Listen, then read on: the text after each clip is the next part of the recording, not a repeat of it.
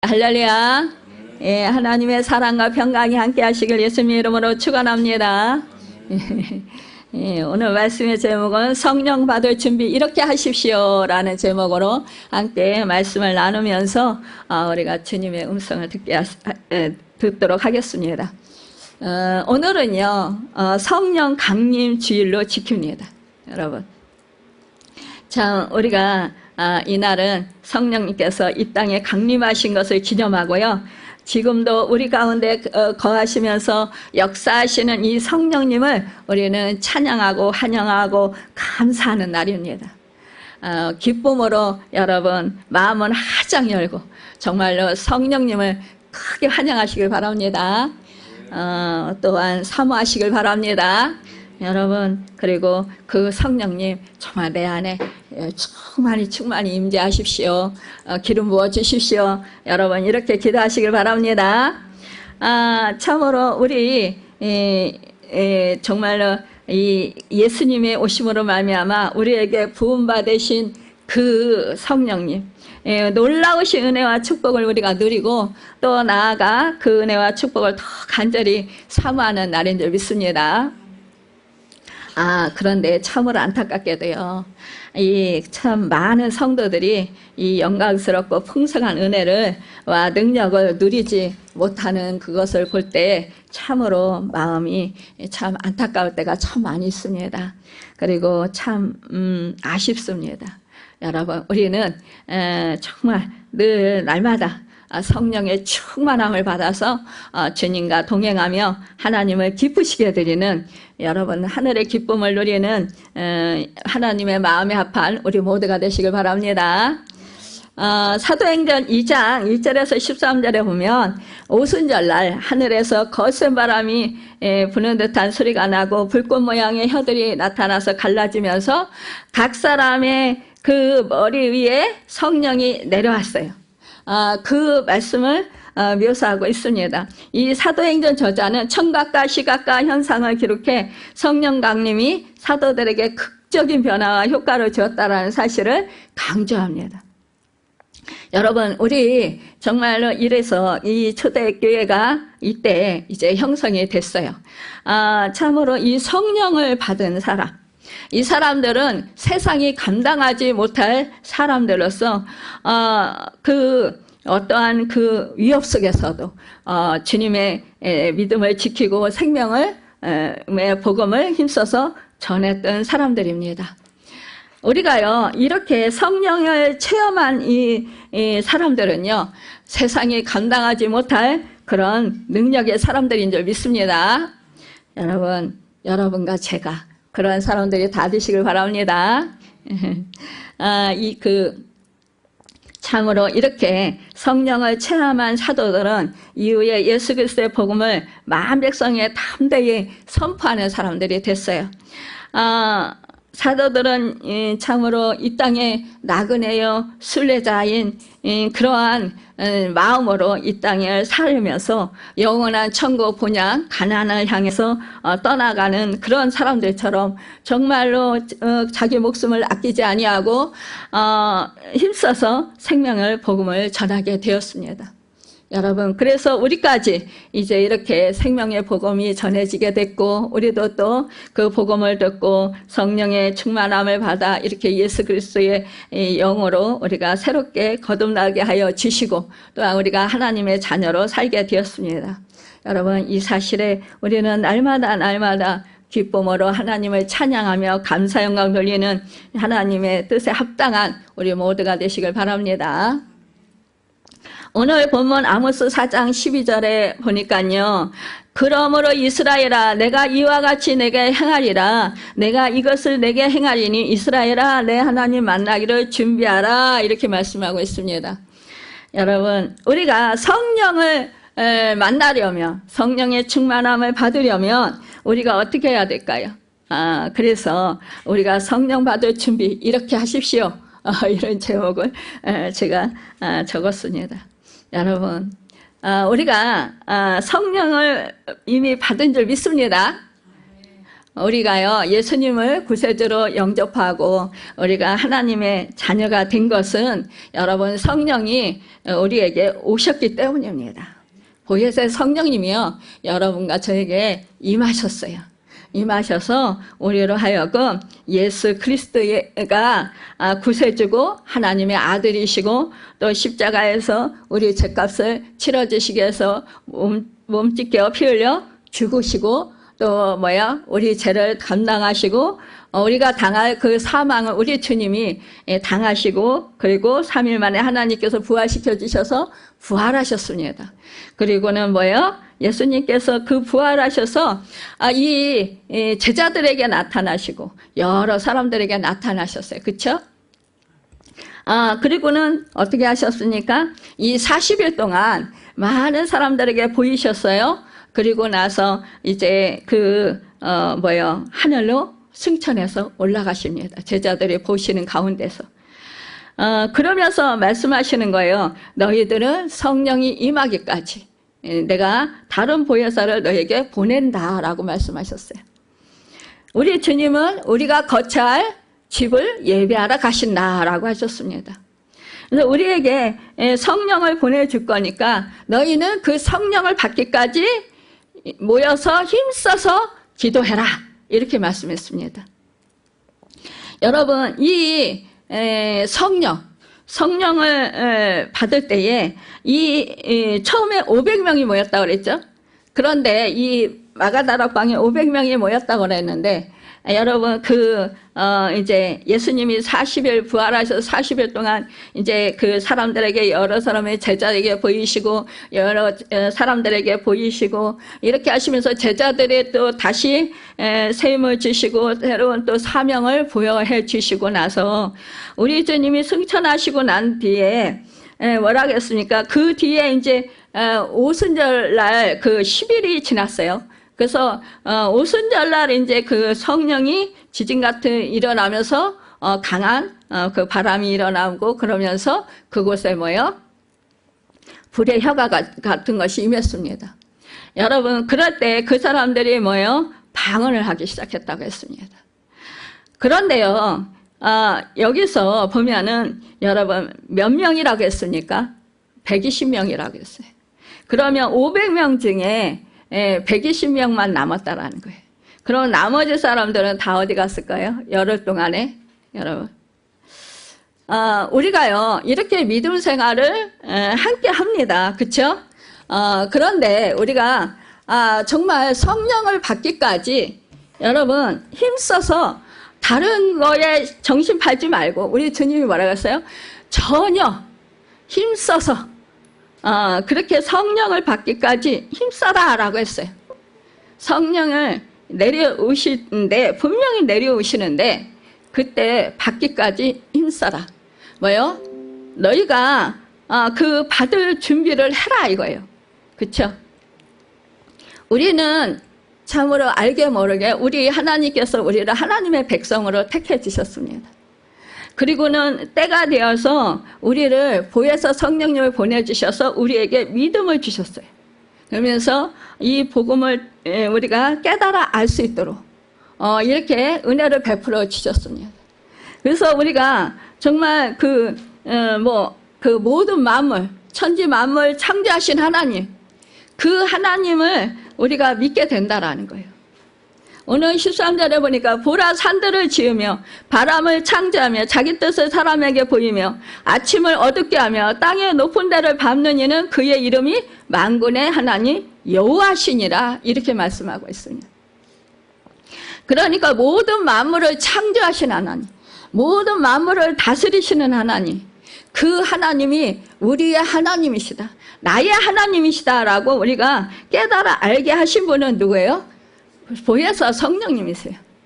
보혜사 성령님이 우리가 믿음이 있을 때였을까요? 우리 믿음이 없었어요.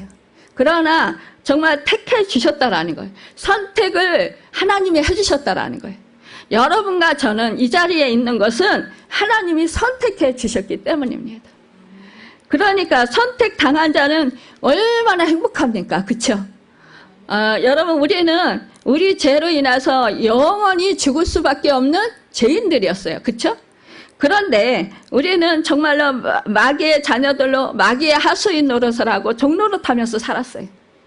정말 이 마귀는 뭐예요? 죽이고 멸망시키고 빼앗고 도적질하고, 여러분 정말로 그 악한 짓을 다 하라고 하는 거예요. 죄란 지는 다 지으라고 하는 거예요. 그런데 이러한 정말로 우리 죄 가운데 있던 우리 하나님은요 사랑하셨다라는 거예요.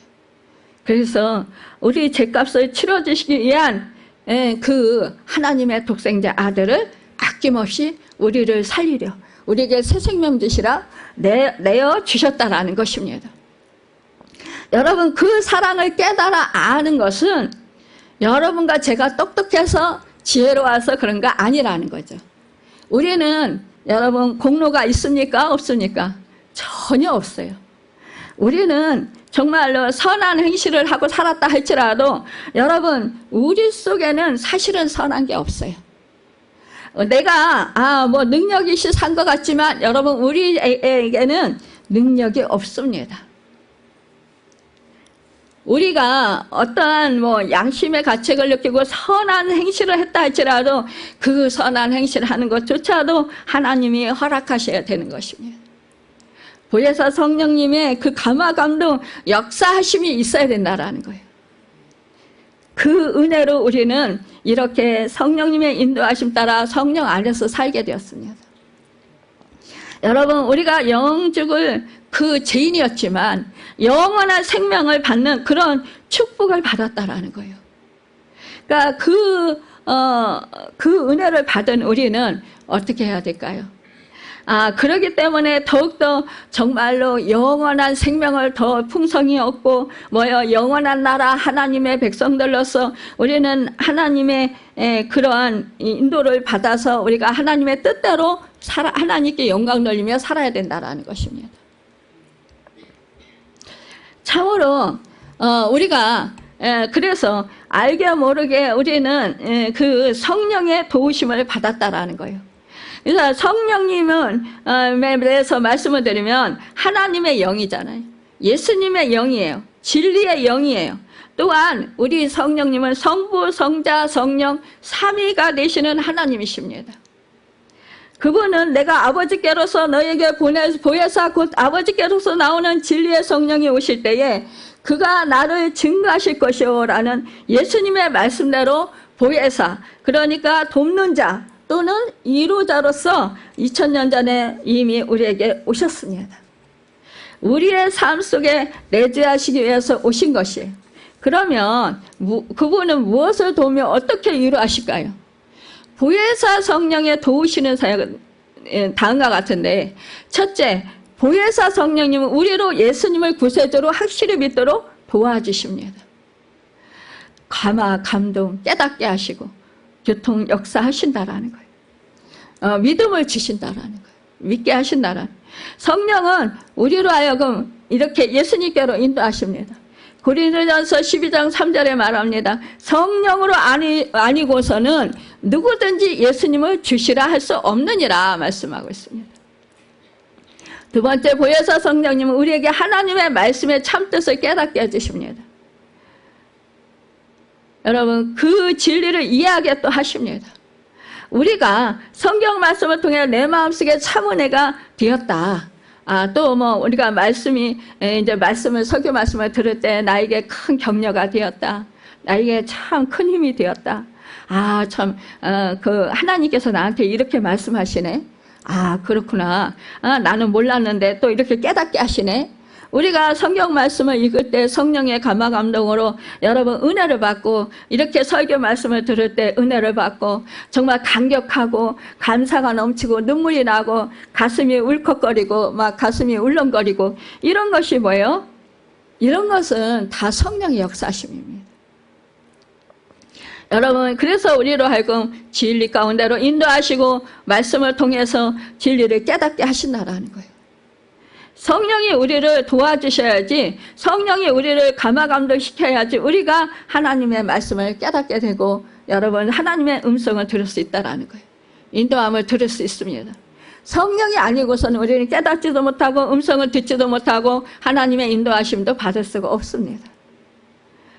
요한복음 16장 12절, 13절에 보면 예수님은 성령의 이러한 사역을 다음과 같이 말씀하셔요. 내가 아직도 너에게 이를 것이 많으나 지금은 너희가 감당치 못하리라. 그러나 진리의 성령이 오시면 그가 너희를 모든 진리 가운데 인도하시리라. 아멘. 여러분 그렇습니다. 우리 성령님이 오셔서 우리를 진리 가운데 인도하고 계십니다. 세 번째로요. 보혜사 성령님은 우리의 성화를 돕습니다. 다시 말해서 예수님을 닮도록 우리 성품이 주님을 닮도록 그렇게 인도하셔요. 그래서 성령을 받은 사람은 갈라디아서 5장 22절에 23절에 기록된 사랑과 희락과 화평과 오래 참음과 자비와 양선과 충성과 온유와 절제 이렇게 9가지 성령의 열매를 아름답게 맺게 되는 것입니다. 그래서 주님의 형상을 이뤄요.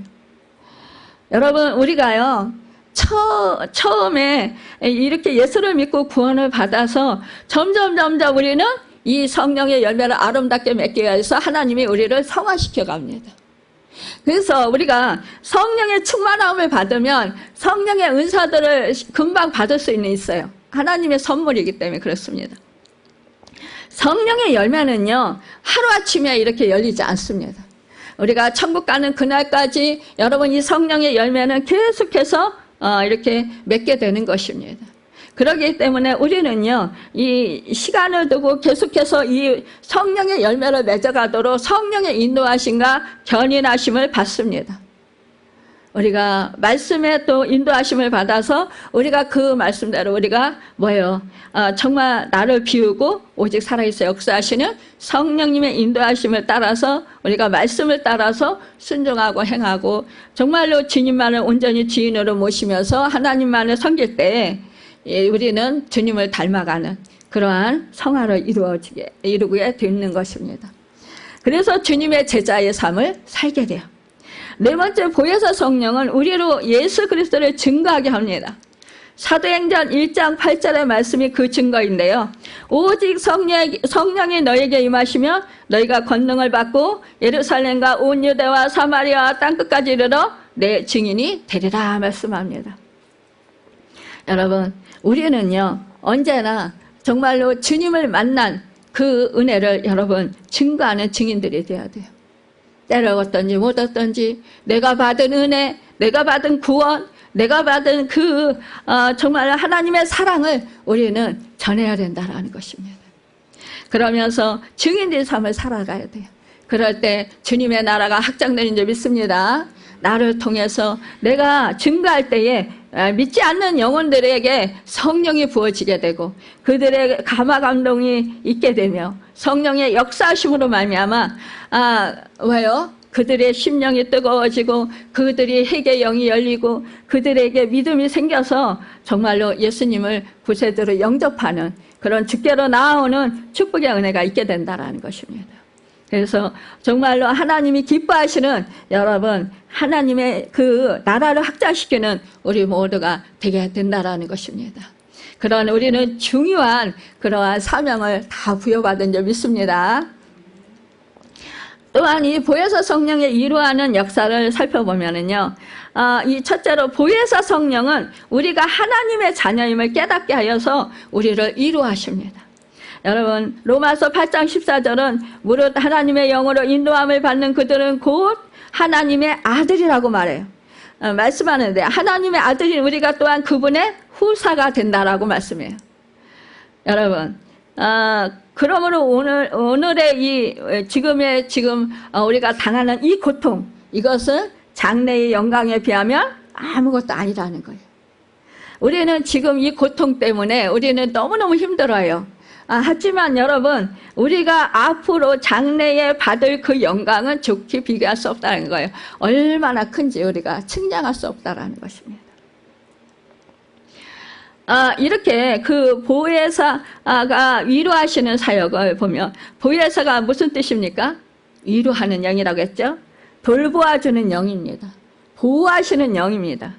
우리가 이 세상에서 살아갈 때에 우리를 넘어뜨리고자 하는 많은 세력들이 있어요. 그렇죠? 악한 사단도 있고 또한 우리의 그런 살아갈 때에 정말로 우리가 감당할 수 없는 그런 고통스러운 환경도 있습니다. 우리가 생각지도 못한 그러한 정말 어려운 일들. 나는 열심히 믿음 지키고 말씀 붙들고 말씀에 순종하고 행하면서 잘 살려고 정말 최선을 다하는데 그런데 뭐요? 주변에서 그냥 막 그냥 힘들게 하는 경우가 많이 있잖아요. 그렇죠? 그래서 애매하게 고통을 당하는 경우가 많이 있어요. 내가 아무리 잘해도 그래도 뭐요? 나를 힘들게 하는 일들이 있게 된다라는 거예요. 그래서 이 세상은 뭐예요? 우리가 소망을 두고 살 세상이 아닙니다. 여러분, 우리 참으로 내가 정말 어떤 사람을 믿고 사랑한다 할지라도 여러분 그 사람이 나한테 상처 줄 수 있어요. 우리가 부모된 사람들은 잘 아실 거예요. 그렇죠? 우리가 참 자식을 잉태해서 몇 달 동안 뱃속에 그렇게 함께 하면서 얼마나 또 힘듭니까? 고통을 당하잖아요. 근데 그 몇 달 동안 그렇게 힘들게 있으면서 또한 뭐요? 또 출산할 때는 또 얼마나 고통스럽습니까? 정말 목숨을 건 그러한 그런 상태를 당하잖아요. 그렇죠?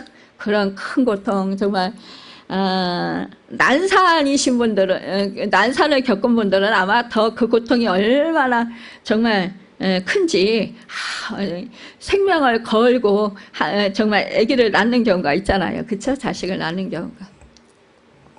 여러분 지금은 뭐 제왕절개가 이제 발달돼서 지금은 많이 그래도 좀 낫지만 옛날에는 그렇지 않았잖아요.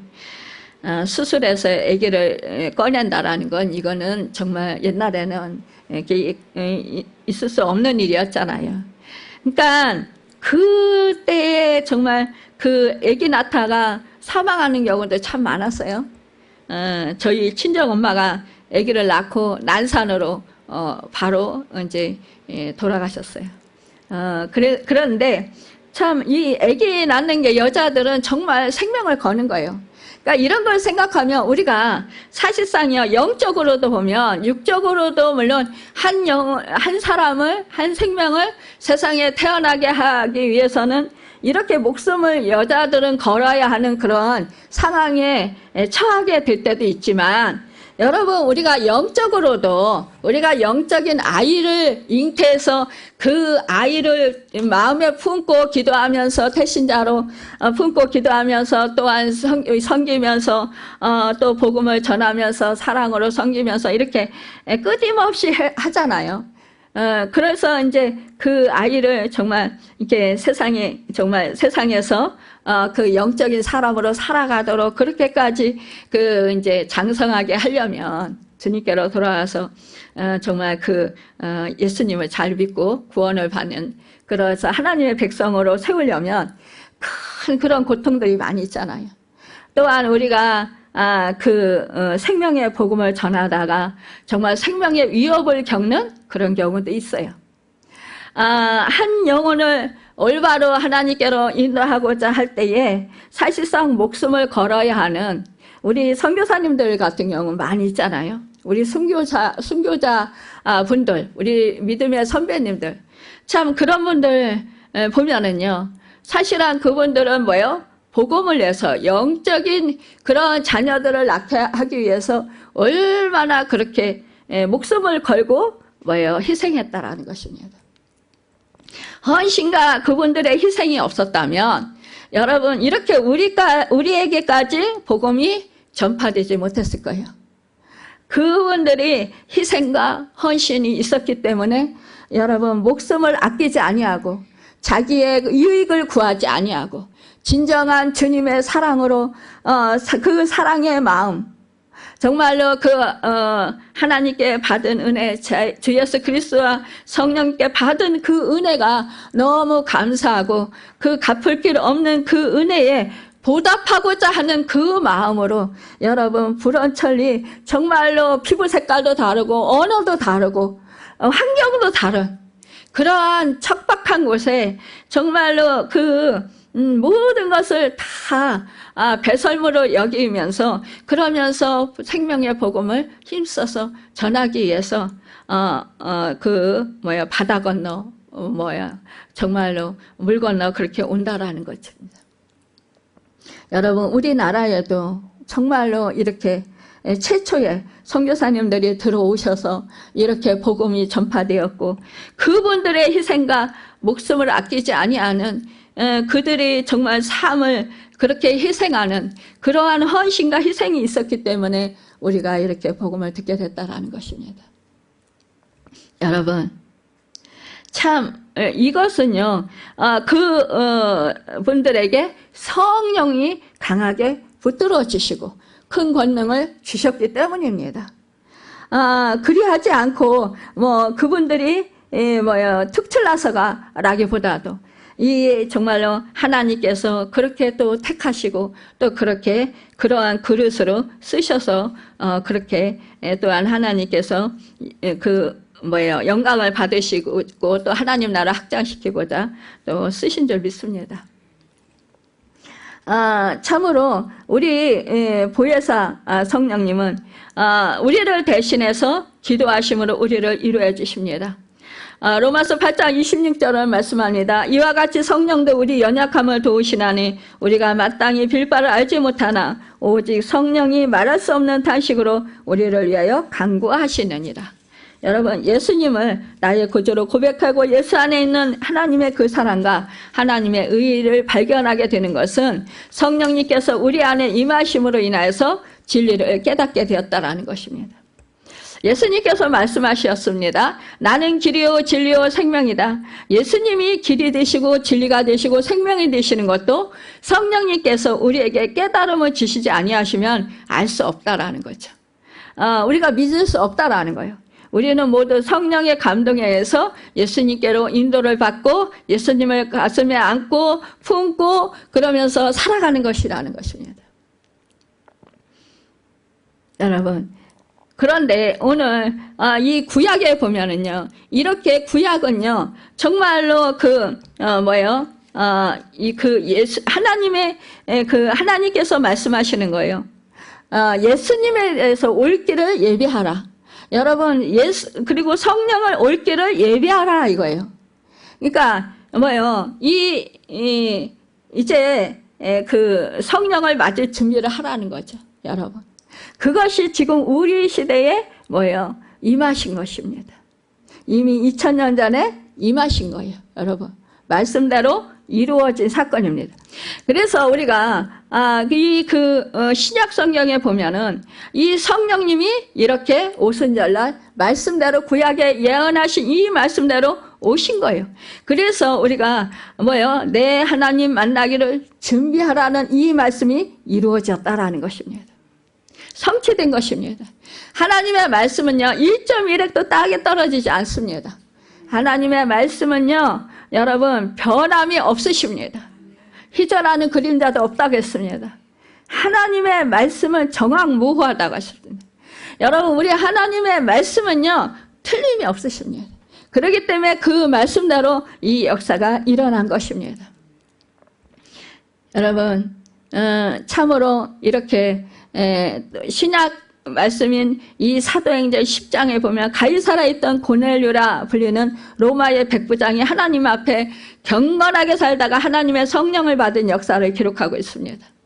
여기에서 고넬료가 성령을 받았던 그 자체보다는 성령을 받기에 앞서서 준비되어 있던 그의 상태를 우리가 볼 수 있습니다. 여러분, 참으로 이렇게 우리가 살펴보면 그의 상태에서 구약과 신약을 이렇게 관통해서 우리에게 성령을 받기 위해서 준비하라고 하신 그 말씀이 이루어진 것이다라는 것입니다. 여러분, 고넬료가 성령을 받은 사도행전 10장의 사건은 단순히 로마의 백부장 고넬료라 불리는 한 사람이 구원받았다가 하는 사건으로 끝나는 것이 아니고 뭐예요? 이것은 교회사적으로 대단히 중요한 뜻을 지니고 있는 사건이라는 것입니다. 사도행전에 이렇게 2장에 성령님께서 강림하심으로 말미암아 예루살렘 교회가 뭐예요? 설립되었잖아요. 그렇죠? 그 다음에 사도행전 10장에 이렇게 같은 성령께서 가이사라에 있던 이 이방인 고넬료의 집안에 강림하셔서 거기에 하나님의 큰 은혜가 이루어졌던 사건이 이렇게 소개되고 있는 것입니다.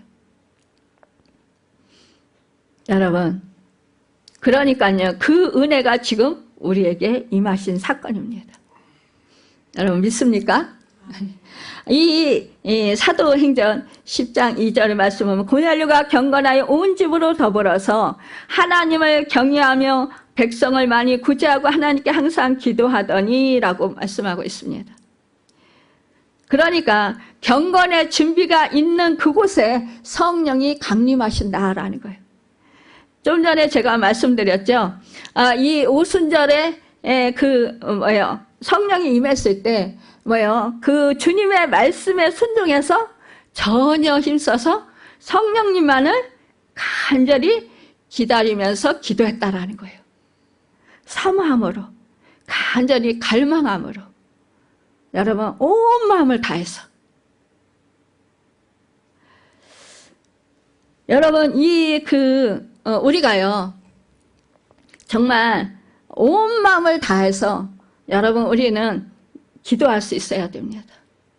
우리가 정말로 성령을 받으려고 하면 우리 그릇이 준비가 되어야 된다라는 거예요. 여러분 디모데후서 2장 20절 21절에 보면은요, 거기에 보면은 큰 집에는 금그릇이 있고 은그릇이 있고 질그릇이 있다고 그랬어요. 여러 가지 그릇이 있다고 그랬습니다. 그런데요, 그 그릇에 여러분 그릇이 있는데 그 그릇에 무엇이 차 있으면 여러분 그 그릇에 무엇을 또 다른 것을 담을 수 있습니까? 내가 원하는 것을 담을 수 있습니까? 이 그릇이 아무리 금그릇이건 은그릇이건 질그릇이건 도자기 그릇이건 간에 여러분 비어 있어야 합니다. 그래야 다른 음식물이 담아있지 않아야, 그래야 내가 원하는 것을 담을 수 있습니다. 또한 그 금그릇과 은그릇, 질그릇, 여러분 이러한 여러 가지 그릇, 도자기 그릇 이런 그릇이 있어요. 그러면 그런 그릇에 여러분 무엇이 묻어 있어요? 우리가 설거지를 밥 먹고 매일 하는 것이 뭡니까? 그 그릇이 깨끗하게 씻겨져 있어야 여러분 그 그릇에 음식물을 담습니다. 우리가 설거지 해놔도요, 고춧가루 하는 게 조금만 부스러기 고춧가루 조금만 묻어 있어도 그거를 발견하면 다시 씻어서 다시 먹습니다. 거기에 내가 원하는 내용물을 담습니다. 그게 묻었으면 그냥 설거지통에 다시 넣어버리잖아요. 씻지 아니하면. 여러분, 우리가 성령을 받기 위한 그런 준비를 하려면 우리의 그 마음이 여러분 비어 있어야 돼요. 이와 같이 깨끗하게 여러분 씻겨져 있어야 돼요. 그런데 사실상 우리가 성령님을 받는다고 하면서 그러면서 우리가 성령님을 사모해요. 그러면서 여러분 내가 지금 몸이 아프니까 몸을 치료해 주세요. 예전에 저처럼 나 돈이 없으니까 돈 주세요. 이렇게 여러분 내가 원하는 것을 먼저 그 그릇에 담아버리면, 내 마음 그릇에 담아버리면 여러분 성령이 임하실까요? 안 임하실까요? 이미 나의 그러한 요구가 나의 그 마음 가운데 여러분 나를 기쁘게 하고 나를 만족시키고 나의 힘든 이 문제가 해결되어야 된다라는 그 생각이 그 마음속에 꽉 차 있어서 여러분 성령이 임할 수가 없다라는 거예요. 제가 예전에 물질로 너무 힘들어서 단식기도원에 하나님이 열흘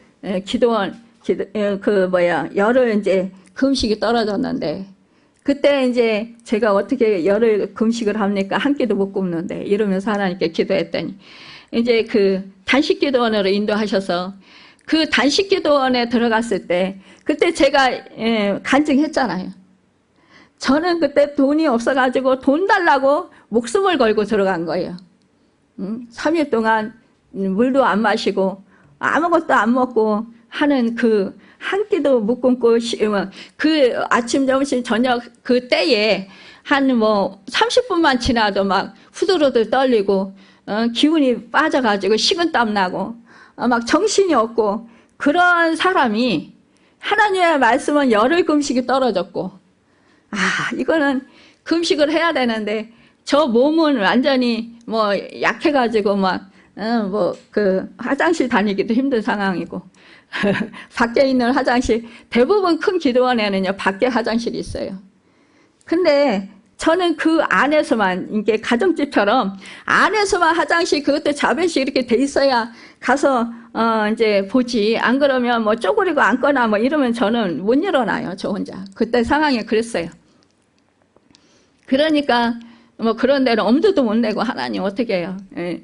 그러니까 장로님하고 기도원에 토요일마다 그렇게 아침에 일찍 가서 밤 늦게까지 예배드리고 기도하고 그러고 내려왔지만 한 3년 동안 그렇게 시키시더라고요. 그랬지만 그런 기도원에는 갈 수가 없어요. 하나님께 기도하니까 하나님이 그런 단식 기도원을 주신 거예요.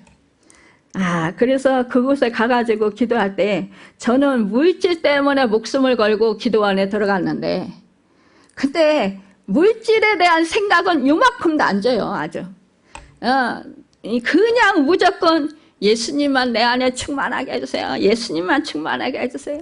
그러면서 떼굴떼굴 굴러오면서 통곡하면서 우는 거, 몸부림치면서. 밤 늦게까지 밤새도록 그렇게 하다가 나왔어요. 돈 일절 구하지 못하겠어요. 제 몸 아픈 거 절대로 구하지 못하겠어요. 아주 그냥 생각도 못하게 하시는 거예요. 성령이 그렇게 관건을 하셨어요. 제가 그 경험이 없었다면 저는 이렇게 말씀을 전하지 못했을 거예요. 그때 성령님께서 저를 강권하셔서 그렇게 열흘 동안 하고 나오게 하셨는데, 완전히 몸은 탈진이 돼가지고 완전히 다시 근무력증이 아주 너무너무 심해가지고 이제 옛날로 돌아가는 것 같았어요. 근데 하나님이 차츰차츰 회복시켜 주셨고 다시 은혜를 주셨어요. 근데 이때 그렇게 기도를 했으면 하나님이 저희의 형편을 아시니까 물질 문제 해결해 주셔야 되잖아요. 안 해주셨어요. 그냥 물질이 없어가지고 그냥 빚은 많고 채권자들은 막 난리를 치고 그런데 문제는 해결이 안 됐어요. 근데요, 여러분, 맨날 하나님께 가서 그냥 부르짖고 기도하는 게 성령님께서 그거예요. 그냥 예수님으로 충만하고 그냥 하나님의 은혜로 충만하고 성령으로 충만케 해주세요. 근데요, 딱 먹고 살 거는 줘요. 꼭 필요한 건 줘요. 완전히 이제 망할 것 같은 거는 줘요. 근데 그 이상은 안 주셔요. 근데요, 그 기간이 끝나니까 하나님이 풀어주시더라고요. 제가 진포에 살 때는 진짜 힘들었거든요. 인천으로 신대원 신학대학원을 가려고 인천으로 이사 왔는데 하나님이 그 교회도 다 보여주시고 다 보여주시더라고요. 그래서 이곳으로 왔는데 생각지도 못하게 이렇게 집을 사게 하셔가지고, 그래가지고 결국 하나님이 그때부터 풀어주시기 시작한 거예요. 여러분, 내 때에 아무리 내가 원하는 거 부르짖고 기도해도요, 하나님은 우선순위가 있어요. 우선순위가 뭐냐? 네 그릇이 깨끗하게 비어 있어라. 비워라. 그리고 정말로 성령을 받을 준비를 해라. 여러분, 그러면서 성령을 사모해라. 다른 거 구하지 마라. 내가 너희에게 있을 거 모르겠느냐 이거예요. 여러분 우리 마음 나보다도 더 잘 아시는 하나님이십니다. 우리에게 있을 거 다 아셔요. 물론 우리가 그동안에 내가 있어야 할 거 다 충분히 기도했습니다. 근데도 안 주셔요. 아 진짜 야속하신 하나님. 그러잖아요. 그래서 어떤 분들은 불평하고 원망하고 그러면서 하나님을 떠나요. 여러분 우리가 먼저 깨끗한 그릇이 되고 이렇게 여러분 성령의 충만함을 받아야 된다라는 거예요. 받고 나서 또한 여러분 우리가 하나님의 능력을 받고 그러고 나서 내가 정말로 뭐예요? 성령으로 충만하면 여러분 우리의 마음과 생각이요 성령님께서 지켜주십니다. 아무리 힘들어도요 그것 때문에 여러분 울긴 했더라도 여러분 그것 때문에요 여러분 내가 막 죽을 것 같고 이렇진 않아요. 하나님이 어떠한 방법으로 하실 거다. 하나님이 주실 거다. 언젠가는 주실 거다. 하나님께서 언젠가는 회복시켜 주실 거다. 하나님이 영광을 받으시기 위해서 언젠가는 해주실 거다. 그때는 몰라요. 그런데 하나님께서 언젠가는 해주실 거다. 기대와 소망이 있잖아요. 왜요? 내가 먼저 하나님과 내가 관계가 친해져야 돼요. 그러니까 하나님은 뭐예요? 친해지게 하기 위해서 성령을 받으라는 거예요. 세상에 감당할 수 없는 능력을 소유하게 하기 위해서 성령을 받으라는 거예요. 하나님의 시민권자들로서 하나님의 능력으로 살으라는 거예요. 하늘나라 능력으로요. 이 땅에서 이 땅 사는 사람들의 그런 사는 방법으로 생각으로 살지 말고 우리는 이미 하나님 나라 하나님의 백성들이기 때문에 하나님의 권능을 가지고 하나님의 능력으로 살아라는 거예요. 저는 몸이 약했잖아요. 그러니까 한번 움직일래도 너무 힘들어요. 근데도 하나님이 전철 가고 거기서 이제 못 가는 데는 전철에서 내려서 버스는 못 타니까 택시 타고 가요. 한겨울에도 강남이든 어디든 막 가게 하시는 거예요. 김포든 어디든 지방이든 몸이 이렇게 막 맨날 후두루두 떨리고 쓰러질 것 같고 근데 오밤중에도 누구한테 가서 기도해줘라 그러면 가야 돼요. 그럴 때 여러분 내 상황을 보면은 절대로 못 갑니다. 내 형편을 보면은 절대로 그 말씀에 순종 못 합니다. 그런데 뭐요? 하나님의 능력, 하나님의 권능을 보면 여러분 능치 못하는 일이 없으신 분입니다. 그분을 믿는 거예요. 그분의 능력을 믿는 거예요. 그런 말씀하시면 여러분 순종하면 됩니다. 근데 대부분 많은 사람들이요 지금 내 형편을 따져요. 내가 지금요 몸이 아파서 안 돼요. 내가 지금요 물질이 없어서 안 돼요. 내가 지금요 이렇게 뭐가 힘들어서 안 돼요. 대부분 이렇게 말을 해요. 대부분 핑계가 참 많습니다. 그게 다 타당한 말이에요. 근데요 맞는 말이에요. 우리가 생각할 때 그 상황을 보면 맞는 말이에요. 다. 그 사람 형편에서 다 그게 이해가 돼요. 그럴 수밖에 없겠다. 다 이해가 돼요. 그렇지만 우리는요 상황에 따라서 사는 사람들이 아닙니다. 형편에 따라서 사는 사람들이 아닙니다. 환경에 따라서 사는 사람들이 아닙니다. 우리는 말씀으로 삽니다. 우리는 성령으로 삽니다. 여러분 우리는 주님이 주시는 권능으로 삽니다. 우리는요 여러분 이 세상 것으로 사는 사람들이 아닙니다. 우리는요 하나님의 권능으로 사는 사람들입니다. 그래서 하나님은 우리가 하나님의 능력으로 권능으로 살도록 충만하게 성령을 받으라는 거예요. 정말로 네 잔이 넘쳐야만이 성령으로 넘쳐야만이 그것을 다른 사람들에게 행할 수 있고 환경을 이기고 극복할 수 있다라는 말씀입니다.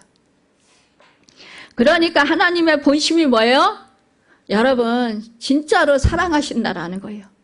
지금 고난이 있는 사람들이 있습니까? 그렇다면요, 하나님 왜 이렇게 나한테 야속하게 이러시지? 이러고 여러분 속상해하고 불평하지 마세요. 야속해하지 마세요. 아, 정말로 나를 진짜로 사랑하시는구나. 와, 정말 나한테 하나님이 기대가 있으신가 보다. 나한테 어떤 목적을 두고 계시는구나. 여러분 이렇게 생각을 하세요. 정말로 내가 하나님의 백성으로 주님을 닮은 그런 제자로 만드시기 위해서 그러시는구나. 여러분 진정으로 하나님의 마음을 깨달으시길 바랍니다. 저도 고난을 안 당했으면 하나님 마음 몰랐을 거예요. 근데 그 모진 고난, 정말 수없이 생사를 오락가락하면서 겪은 그 고난 속에서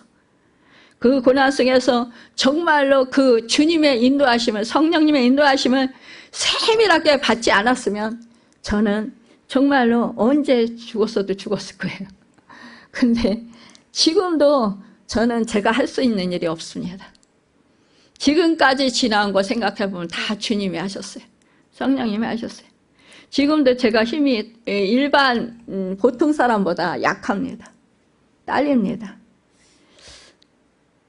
그런데 주님이 하라면 그냥 목숨을 걸고 합니다.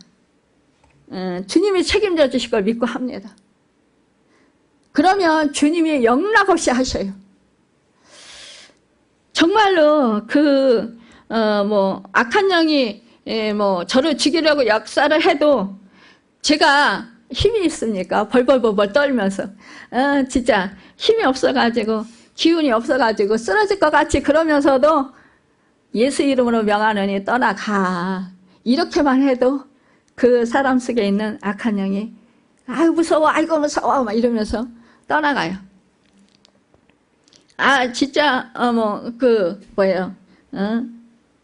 혈기가 왕성한 청년 나이에 그런 사람도 저가 그 속에 뭐가 있는지 어떻게 알아요? 어떤 상처가 있는지. 그냥 예수 이름으로 성령을 주세요 이러면서 기도하니까 제가 기도를 유창하게 잘하나요? 그냥 하니까 그 속에서 막 얼굴이 막 일그러지면서 막 무서운 형태를 하면서 그냥 그 속에 있는 악한 영이 튀어나와요. 그러니까 이러한 일들을 제가 너무너무 놀라운 거예요. 제가 힘이 있나 능력이 있나 그렇다고 제가 성경 말씀을 딸딸 외우기도 하나 말씀을 많이 아는 것도 아니고 그런데 그런 역사를 하나님이 해주셔요. 병이 치유되고 여러분 회복되는 그런 은혜가 있어요. 문제들을 해결해 주시는 그런 은혜를 경험하면서 이게 정말 내 안에 계신 성령님께서 역사하시는구나. 이렇게 하시는구나. 저는 놀라운 거예요, 그냥. 제 힘으로는 도저히 할 수 없는 거예요. 제가 이렇게 힘이 없어서 숨 못 쉴 때, 주님, 숨 쉬게 해주세요. 매번 그랬어요. 숨 쉬게 해주세요. 주님, 힘 주세요. 힘 주셔서 제가 걸을 수 있게 해주세요. 하나님, 눈이 잘 보이게 해주세요. 주님, 이명 소리가 너무 커요. 주님, 이명은 이거 사라지게 해주세요. 맨날 그리고 살았어요. 그러니까 24시간 주님, 일어나서 걸을 수 있게 해주세요. 이거 할 수 있게 해주세요. 맨날 이러고 살았어요. 주님을 철저히 순간순간 의지하지 아니하면 살 수가 없기 때문에 그렇습니다. 그런데요, 정말로 처음에는 절대로 안 져요. 그래, 내가 줄게. 그러면 네가 움직여라. 이렇게 하시잖아요. 절대로 먼저 안 주셔요. 하나님의 말씀을 듣고 그 말씀이 이루어질 것을 믿고 하나님께서 역사하실 걸 믿고 움직입니다. 행동을 합니다. 그때 하나님의 역사가 일어납니다. 여러분, 믿음의 원리는 그거예요. 우리는 근데 대부분 뭐예요? 하나님이 먼저 주셔요.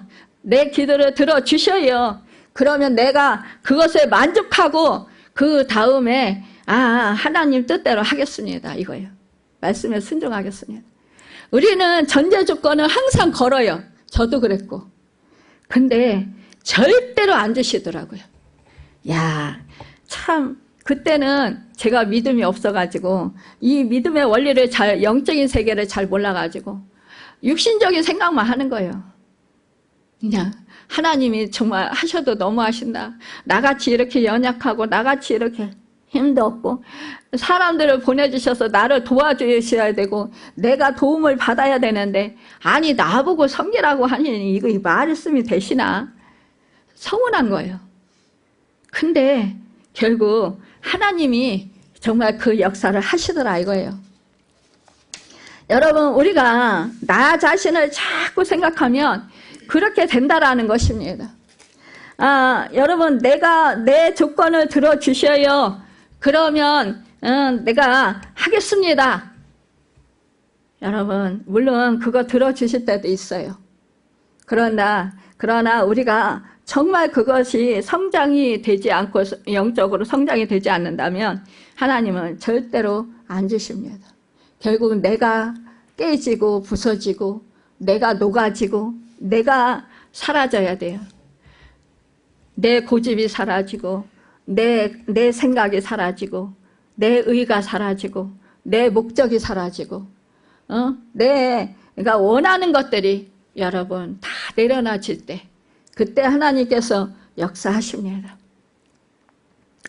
여러분, 그때에서야 정말 하나님과 친밀한 사랑의 교제를 나누면서 하나님의 은혜를 누리면서 결국은 성령의 인도하심 따라 우리가 정말로 하나님의 뜻대로 존귀하게 살아갈 수 있고 우리는 가나안 땅 귀한 성에 들어가기 위해서 또한 여러분 정말로 그 죄 중에 무거운 모든 짐을 벗어버리게 된다라는 것입니다. 여러분, 천국을 날마다 소망하며 사는 자는 여러분 뒤를 돌아보지 않는 자입니다. 우리 주님이 말씀하십니다. 손에 쟁기를 잡고 뒤를 돌아보는 자는 나에게 합당하지 않다라고 말씀합니다.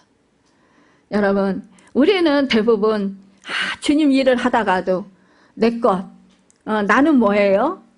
나는 맨날 희생만 해요? 나는 맨날 헌신만 해요? 나는 맨날 손해만 봐야 돼요? 맨날 이렇게 따진다라는 거예요. 예전에 그 어떤 전도사님이 저한테 그랬어요. 맨날 그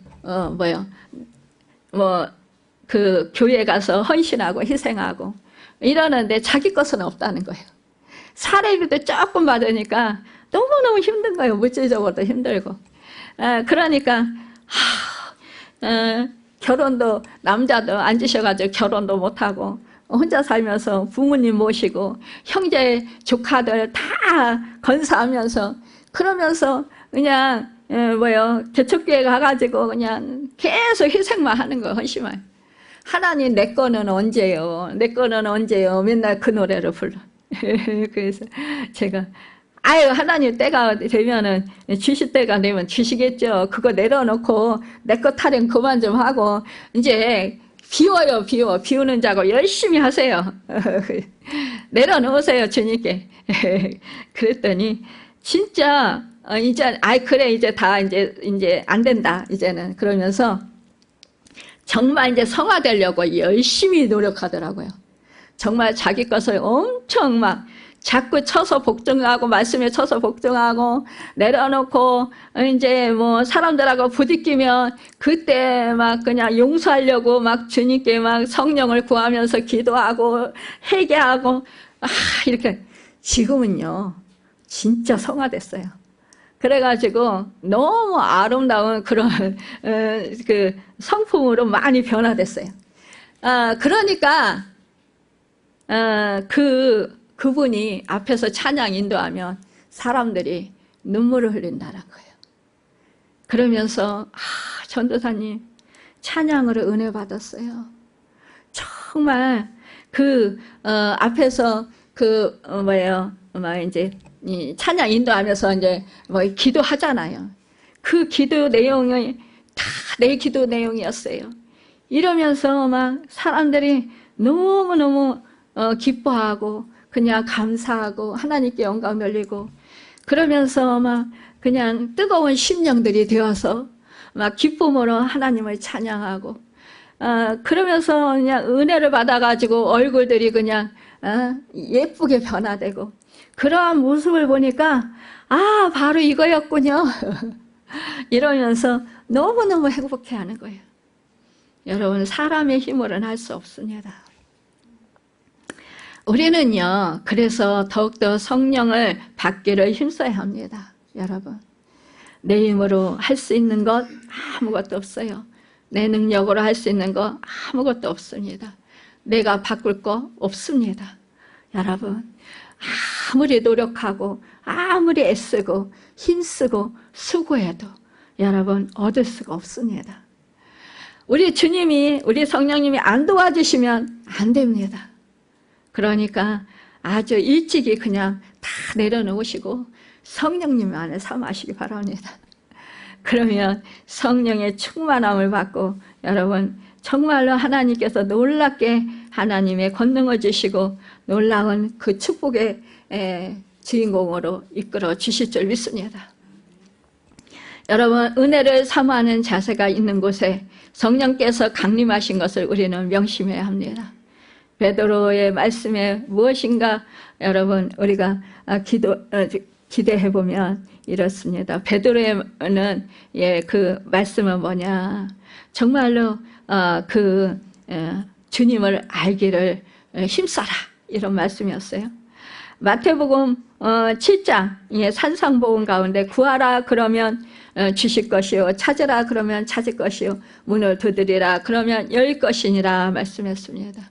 여러분과 제가 힘써서 정말로 이 120명의 그런 성령 받은 그 축복의 사람들이 다 하시길 바랍니다.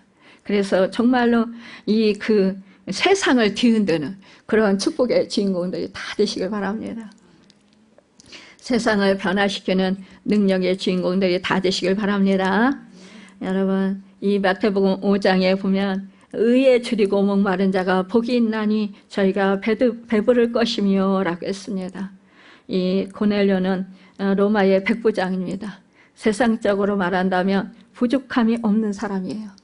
옛날에 로마의 백부장은 참으로 정말로 권력이 많은 그러한 어떤 장교로서 참으로 힘없는 사람들이 볼 때는 무서운 존재, 두려운 존재였을 것입니다.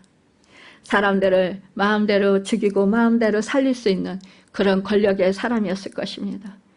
그가 부족한 것이 없었을 것입니다. 그럼에도 불구하고 그는 하나님을 만나기를 갈망했습니다. 여러분, 그래서 그는 정말로 그 하나님을 간절히 갈망할 때에 이 베드로를 보내서 정말로 그가 가족들 모두 친지들 자기 지인들을 초청해서 정말로 베드로를 맞이했고 그 베드로가 말씀을 전할 때 성령이 임해서 여러분 성령을 받게 되었습니다.